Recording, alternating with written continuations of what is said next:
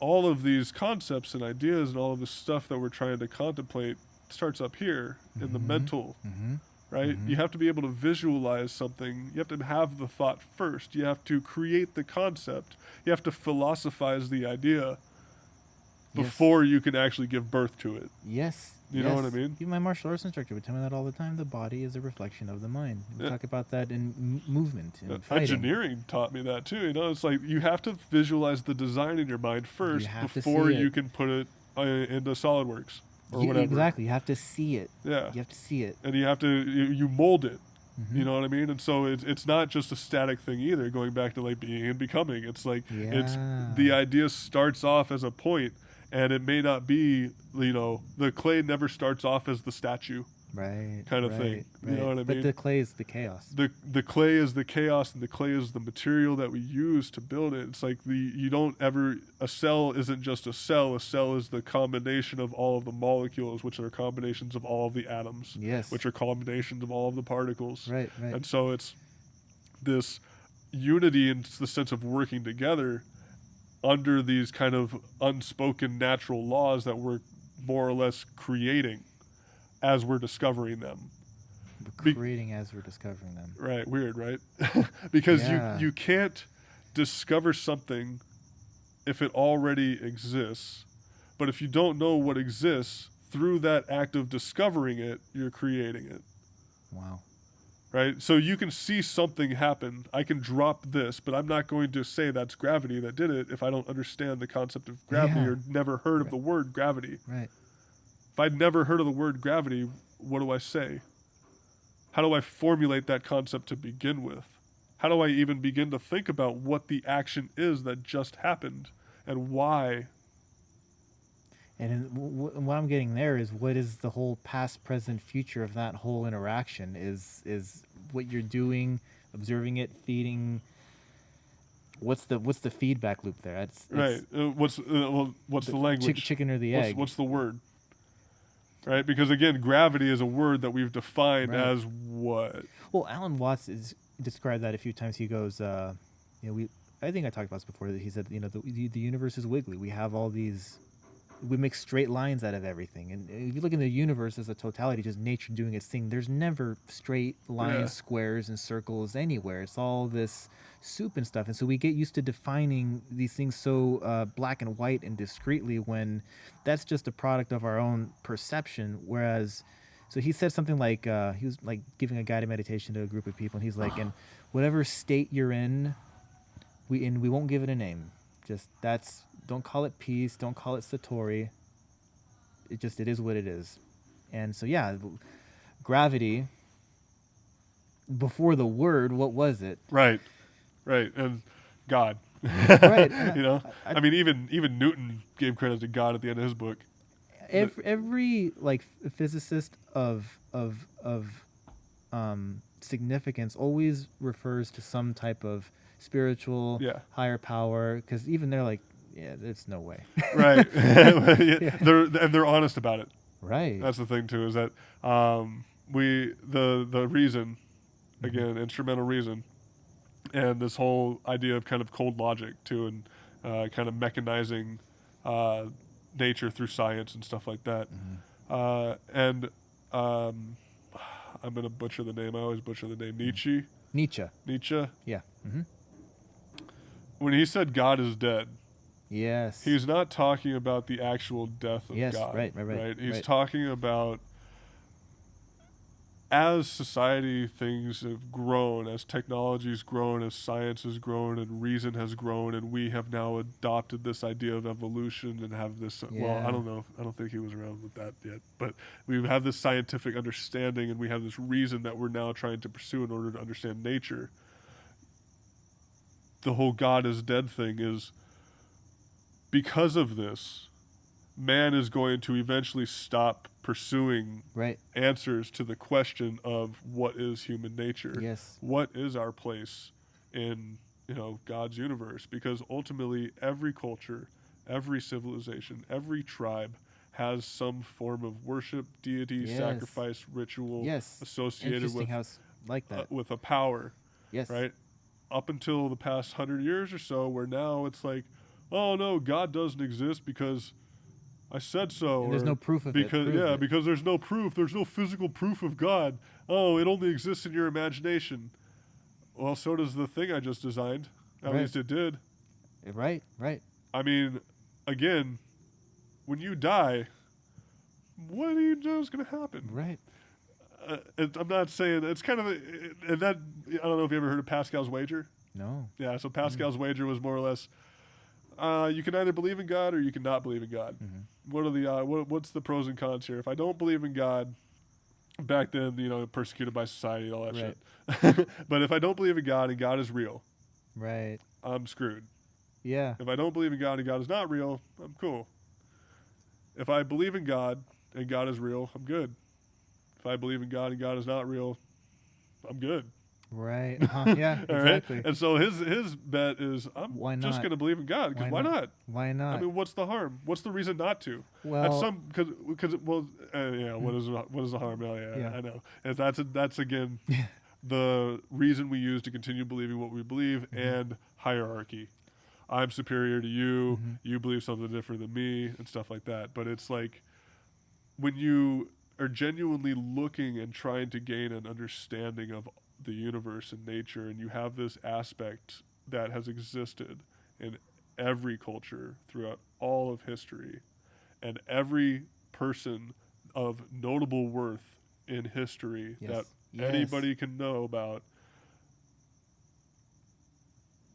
either constantly talks about or refers to or attributes to or mentions or is like props to God. Something. You know what I mean? Even if it's a little bit. Exactly. Yeah. Even if it's a little bit, to then turn around and be like, no, this is foolishness, is shutting off such a large part of your own mind Yes. that you're not even going to be able to entertain any kind of actual Right.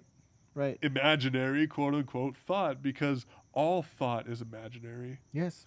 I can't touch a thought. Right. So prove your thoughts to me. Right. How do I know your thoughts are there if I can't physically see them? Yeah. So Exactly. And so there's that argument. And so the intangibility of this, again, can parallel the irrationality of math, right? Yes. Not everything is rational, not everything is irrational, but not everything is tangible, and not everything is intangible. It doesn't make it any less real. Yeah, it doesn't make it any less real, right? The imagination of your mind is still a real part of your brain. And who knows what that's communicating to a different dimension, or where that's even coming from, and how real that might be. Right, because once you're in that kind of mental world Yeah. or mental universe, That's what and it you is, right. consider the idea of multiple dimensions, because space-time, we like to think of it in special relativity and speed of light. Oh, Yeah. space is flat. The trampoline. Well, yeah, so in special relativity, space is flat, and light travels at the speed of light. General relativity, space is curved, and this is the actual way space is. Space is curved and has multiple dimensions, and light travels along that curvature. But it's not just a blanket curvature. It's folded. It's manifolds. Right. It's ins and outs, and you've got gravity being at the center of the earth, pulling everything towards it, right? So everything on the outside being pulled into the center, but what's at the center doing the pulling? Yeah. Right? What's in the center of the sun doing the pulling? Right. Okay? And so you say that there's this density of these particles at the center of the sun, but at some point you Right. could break it down to an atom. Right. Exactly. what- the DX, the fundamental. Yeah, and so does that infinitesimal point exist, or is it just a mathematical concept that we use to understand the larger, dense picture that exists in our physical That's world, both. right?